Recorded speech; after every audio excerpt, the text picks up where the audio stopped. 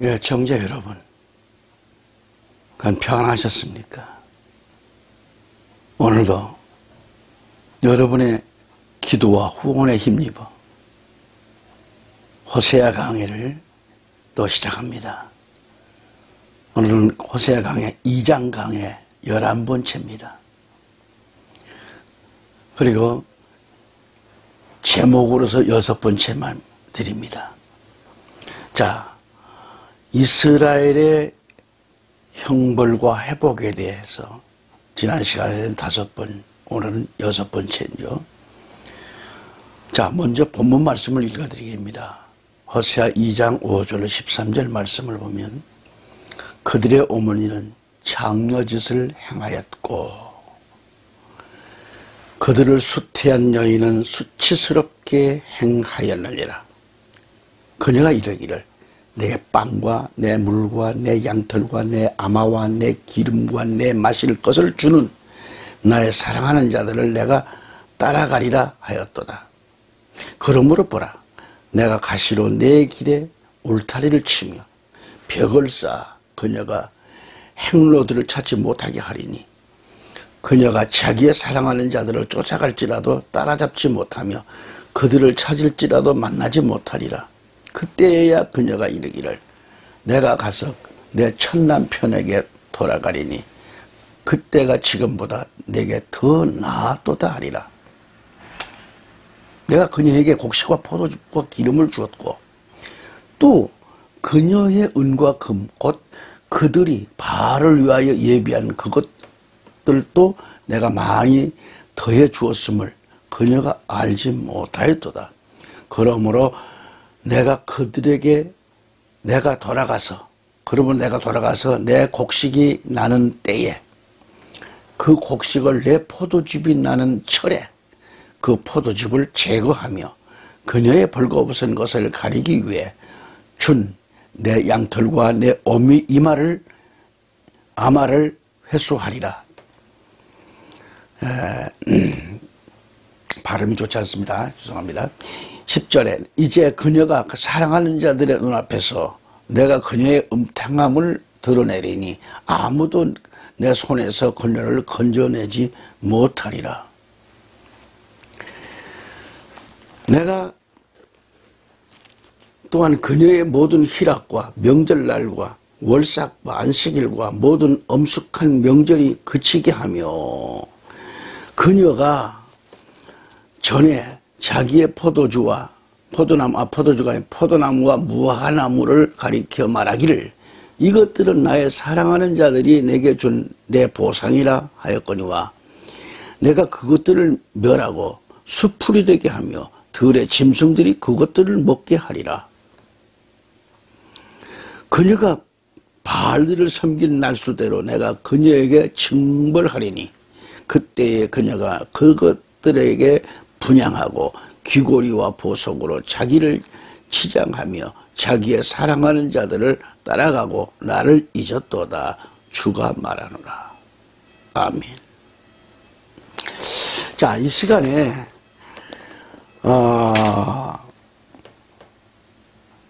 저는 호세아 강해하고 있습니다. 2장 강해라고 있는데요. 자, 그러면 이 말씀을 연관해서 잠시 에스겔서로 넘어가 보겠습니다. 에스겔서 16장 10절을 보면 또 너를 수놓은 것으로 옷 입히며 오소리 가죽 신을 신기고 고운 아마포로 너를 두르며 비단으로 너를 덮어주고 아멘. 바른 성경을 보면 수놓은 옷을 입히고 가죽신을 신겼으며 가는 배로 너를 감싸고 비단으로 덮어주었다. 그렇게 했습니다. 이 말씀을 보면 수놓은 것으로 옷 입혔다 그랬어요. 자, 여기서 첫째로 여기서 말한 수놓은 옷은 뭔가? 창세기에서 요셉이가 입었던 알룩달룩한 수놓은 옷이 있습니다. 여기 수놓은 옷은 요셉이 입은 채색의 옷이에요. 채색 옷. 그래서 수놓은 아름다운 그런 옷은 무지개 색깔인데 이것은 예수 그리스도의 칭의의 옷을 가리킵니다. 수놓은 옷이에요. 둘째로 오소리 가죽으로 만든 가죽신을 신겠다 그랬어요. 우리 번역에는, 우리 개혁성경에는 물돼지 가죽신으로 이렇게 돼지로 나오는데, 어쨌든 오소리 가죽으로 만든 가죽신을 신겠다. 가죽 중에서 가장 좋은 가죽이 오소리 가죽이라 그랬죠. 여기 오소리 가죽은 성막 맨 위에 덮는 가죽이래요. 오소리 가죽으로 성막을 덮었어요. 성막을 보면 성막에 그 덮개가 넷으로 되어 있는데 맨 위에 덮은 가죽이 오소리 가죽, 그리고 그 다음은 염소털 가죽이고요. 그 다음 가죽은 양의 가죽이래요. 양의 가죽. 그리고 그 다음에는 청색, 자색, 홍색 실로 수놓은 것으로 입혔다 그랬어요. 그래서 성막의 천장이 넷으로 이렇게 되어 있다고 그랬죠. 예를 돕는다면 그리스도의 4대 성역을 가리키고 있다 이 말이죠. 넷으로 하는 것은. 그러니까 첫째로 오소리 가죽으로 덮어서 우리를 중생시키고, 둘째로 염소 가죽으로 우리를 덮고, 셋째로 양 가죽으로는 피로 죄사함 받고, 넷째는 제일 밑에는 알록달록한 이것으로 청색, 자색, 홍색 실로 수를 놓은 것인데, 그리고 안에는 아주 호화로운 것입니다. 성막 안 벽에는 누렇게 황금 물결을 이루었다 그래요. 그런데 맨 꼭대기에는 검은색으로 된 오소리 가죽으로 덮어 놓았어요. 오소리 외부가 9자 검게 덮여 있고요. 물론 성막 곁에서 보면 그렇습니다. 하지만 성막 안으로 들어가면 청색, 자색, 홍색, 금실로 수놓은 것들이 너무도 아름답고 화찰나는 그런 성막이라 그래요. 또한 벽에는 다 황금으로, 황금으로 입혀진 황금의 성막 안입니다. 벽에는. 그래서 성막 안을 보지 않고서는 정말 겉으로만 보아서는 볼품이 없다는 거예요. 흠모할 만한 것이 하나도 없다는 거죠. 하지만 성막 안을 들어가 보면 모든 보화가 성막 안에 다 들어가 있다고 하죠. 그게 바로 예수 그리스도를 보여주는 것이다 그랬죠. 밤송이처럼 겉으로는 찔리지만 껍질을 한 겹, 두 겹 벗기고 나면 오돌오돌한 그런 맛이 나는 밤이 있어요. 이처럼 예수 그리스도의 진리는 겉으로 보기에는 오소리 가죽입니다. 볼품이 없는 거예요. 오소리 가죽은 아주 검은 색깔입니다. 검정색, 진한 검정색. 그리고 매끈매끈합니다. 이처럼 우리 인간의 본색은 오소리 가죽처럼 매끈매끈하기 때문에 잘 빠져나가는 미꾸라지 족속인 거죠. 야곱처럼 우리는 매끈매끈합니다. 미끄러운 팔에 양을 잡아서 털을 대신합니다. 그리고 바닷가에서 물고기만을 잡아먹고 사는 오소리지만 이게 성막을 덮는 덮개가 되었어요. 본문에 보면 물로 씻고 기름을 바르고 수놓은 옷을 입히는데 그 여자가 신은 신이 바로 오소리 가죽으로 만든 가죽신이라는 것. 그러니까 지상에서 제일 좋은 가죽이 오소리 가죽이라는 거예요. 다시 말해서 오소리 가죽신을 신겠는데 이것이 터지지 않는 제일 좋은 가죽이라 그래요. 터지는 거 어때요? 그래서 이 신은 화평의 복음의 신인 겁니다. 아멘, 할렐루야. 그리고 고운 암화포로 너를 두르고 비단으로 너를 덮어주고 그랬는데 이 말씀의 의미가 뭘까? 이 말씀의 뜻은 바로 그리스도의 신부단장을 가리킨다는 얘기죠. 그리스도의 신부단장.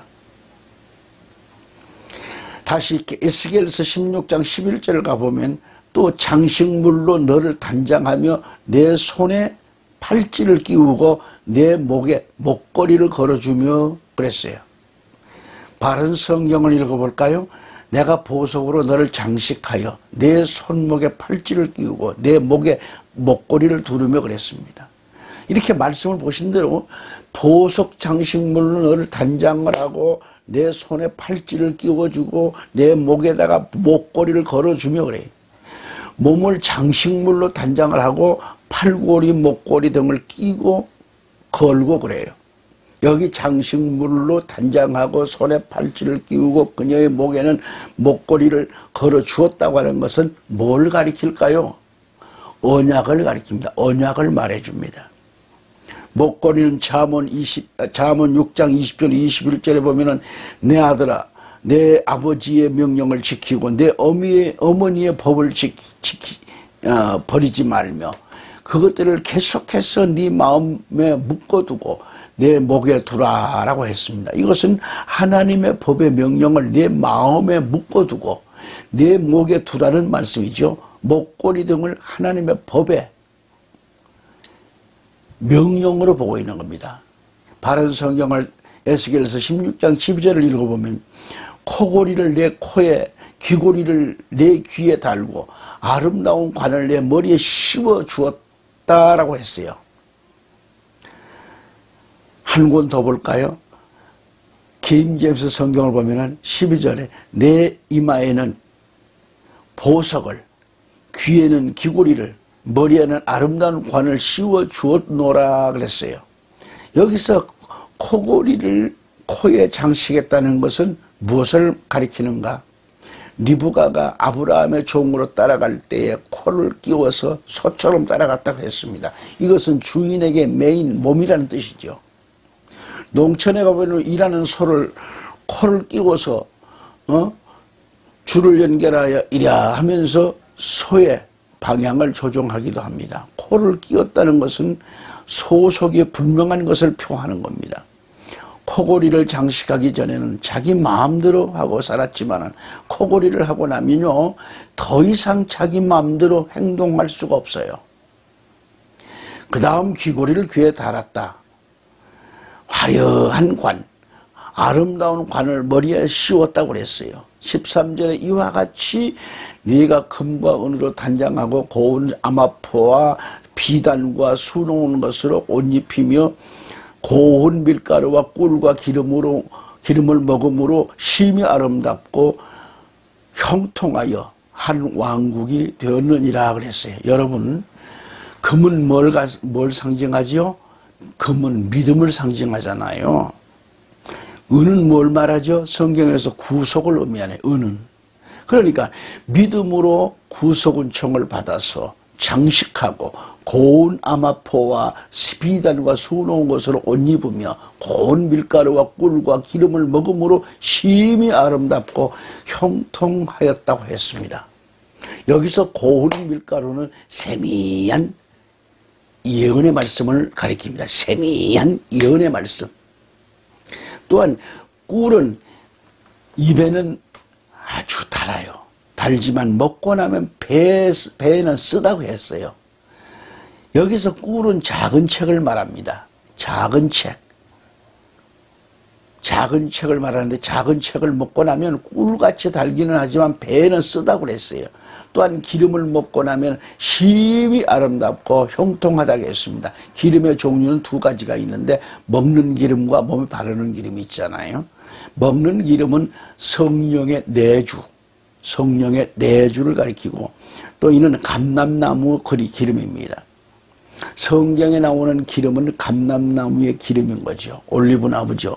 그리고 이 기름은 가구에다가 바르면 윤기가 잘 나고 또 감람나무의 기름은 식물로도 먹기도 하고요. 또 요한계시록에서 마지막 때 감람나무 기름은 두 증인을 말하는데 두 증인이 두 감람나무요. 두 촛대라고 했어요. 그러므로 두 증인이 증거하는 말씀을 통해서 역사가 일어나는데 늦은 비 성령의 역사로 마가다락방 오순절에 이른 비 성령의 역사가 임하셨습니다. 이것은 말이죠. 초림복음입니다. 그리고 마지막 때에는 늦은 빛 성령을 뜻합니다. 그러니까 이 늦은 빛 성령님은 익은 곡식을 거두어 드리는 것을 뜻하는데 이것은 감람나무 기름이에요.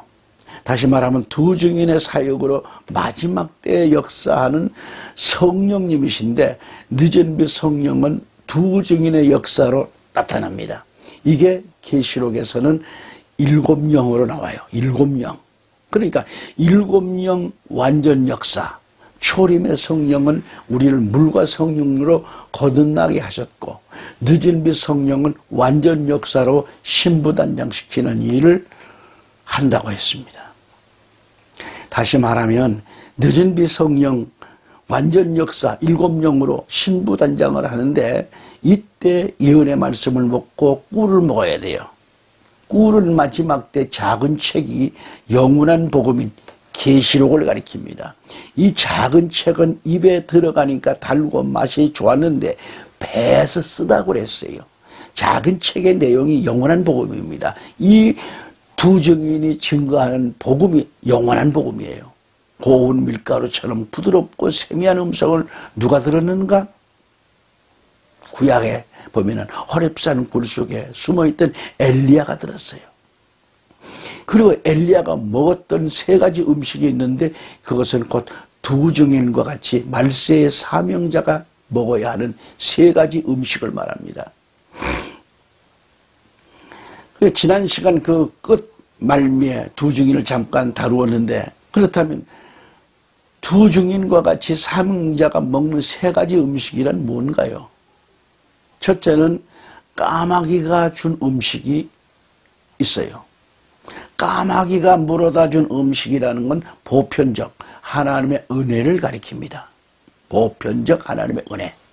그리고 그리심 시내가 마르기까지 여기 그리심은 그 뜻이 자기를 감춘다는 거죠.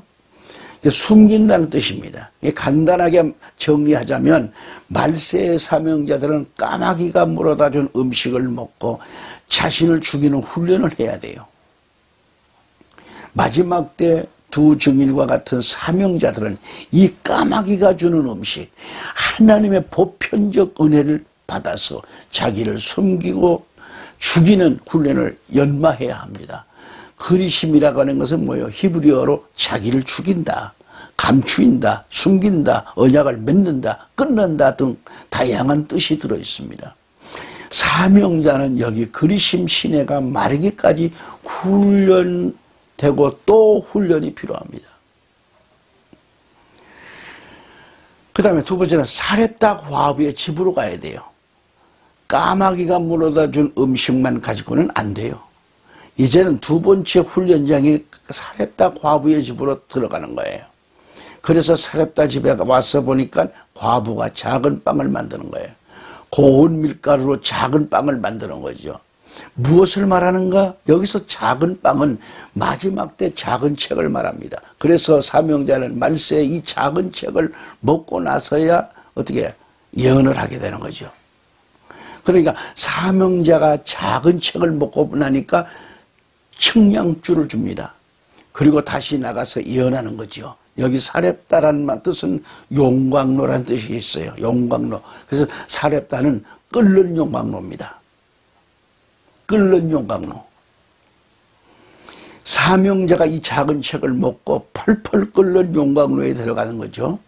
다시 정리하자면 앞서 저 그리심에서는 까마귀가 물어다 준 그 음식을 먹고 자기를 죽이면서 끊을 것들은 다 끊고 버릴 것들도 다 버리고 자신을 완전히 죽인 다음 언약을 맺은 다음에 이제 사렙다에 있는 과부 집에 가가지고 용광로에 들어가는 놈이죠. 용광로에 들어가는 거죠. 다시 말해서 사렙다라는 뜻은 용광로인데 즉 펄펄 끓는 이 성의 용광로에 들어가서 과부가 만들어준 빵을 먹고 자기를 완전히 죽이고 성화시키는 거죠. 과부가 만들어준 빵만 먹어서도 안 됩니다. 세 번째는 숯불에 구운 빵을 먹어야 돼요. 이제 이 세 번째는 갈멜산에서 불을 받은 다음에 로뎀나무 아래에서 자기가 죽으면 좋겠다고 했을 때 숯불에 구운 빵을 줍니다. 여기 숯불에 구운 빵은 천사가 갖다가 주었어요. 이것은 예수 그리스도의 계시, 예수 그리스도의 계시는 천사가 주는 빵입니다. 바른 성경에 보면 요한계시록 1장 1절에 예수 그리스도의 계시이다. 이는 하나님께서 반드시 속히 이루어질 일들을 자신의 종들에게 보이시려고 자신의 천사를 보내어 자신의 종 요한에게 지시하신 것이다 라고 했어요. 그러니까 첫째로 하나님께서, 두 번째는 그리스도에게, 그리스도는 셋째는 천사에게 주는, 천사는 사도 요한에게, 요한은 누구에게? 그 종들에게, 그 종들은 또 누구에게? 성도들에게, 성도는 또 누구에게? 온 세상 땅 끝까지 전하는 겁니다. 이 계시록에는 천사라는 단어가 원어상에 100회 이상 나온다 그러죠. 우리말 성경에는 그렇게 안 나오는데, 또한 사자라는 단어도 다 엔젤인데 이것은 천사를 가리키는 겁니다. 그리고 요한계시록에는 천사에게 주는 책인데 하나님의 살아계신 인도 천사가 칩니다. 살아계신 인, 도장을 천사가 쳐요. 또한 새 예루살렘을 측량할 때는 사람이 측량을 하지만 이것은 곧 천사의 측량이라고 했어요. 좀 더 정리하자면 천사의 사역이 마지막 때에는 두 증인의 사역인 거예요. 그러니까 천사의 사역이 두 증인의 사역인데 마지막 때에 우리가 천사의 사역을 해야 합니다. 그러므로 우리가 그것을 먹어야 합니다. 즉 작은 책을 먹어라는 얘기죠. 작은 책은 영원한 복음이라는 얘기죠.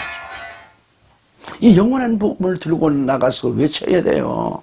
이게 천사가 갖다 주는 숯불에 구운 빵입니다. 이 숯불에 구운 빵을 베드로가 먹고 순교하잖아요. 숯불의 특성은 한 번 피었다가 다시 한 번 핀다고 합니다. 이것은 또한 재생의 복음을 가리키는 거죠. 참숯을 만들기 위해서는 참나무를 태우면 숯이 됩니다. 바로 이 숯을 다시 피우는 거죠. 그 숯불에 구운 빵. 그래서 천사가 갖다 준 빵이 바로 숯불에 구운 빵이다 이거예요. 베드로가 이 숯불에 구운 빵을 먹고 순교했다는 거죠. 엘리야 역시 숯불에 구운 빵을 먹고 회오리 바람을 타고 올라갑니다. 이 말씀을 받고 사역자로서 사명 감당을 원한다면 혈과 육이 죽어야 합니다. 교만과 거짓말하고 남을 속이는 요소들이 다 내 몸 속에서 빠져나가야 하고 철저히 자신이 깨어져야 합니다. 죽어야 합니다. 그리고 언약을 맺어야 하는 거죠. 언약을 맺어야 됩니다. 그리심을 히브리 원어에 끓는다, 죽인다, 숨긴다, 자기를 감추인다, 언약을 맺는다 그런 뜻입니다. 물이 마르기까지 그곳에서 까마귀가 물어다 준 빵을 먹으면서 자신을 죽이는 일을 하는 거죠. 하늘나라를 소망하는 주의 종들이나 성도들이 지금까지 자신을 죽이는 훈련이 필요합니다. 이를 통과한 후 사렙다 과부, 용광로를 통과해야 합니다. 주의 종이나 이성에 약한 사람들이 바로 이 용광로를 통과 못하고 넘어집니다. 반드시 천국 백성이라면, 사명자라면 이 끓는 가마 용광로를 통과해야 된다 그런 얘기죠. 그래야 천사가 전해준 숯불에 구운 빵을 먹을 수 있는 거예요. 그런 다음 갈멜산에 올라가 불을 받아야 합니다. 열왕기하 2장 11절을 보면 그들이 여전히 가면서 이야기하는데 보라 불병거와 불말들이 나타나 그들 둘을 갈라놓음에 엘리야는 회오리 바람을 타고 하늘로 올라가더라. 아멘.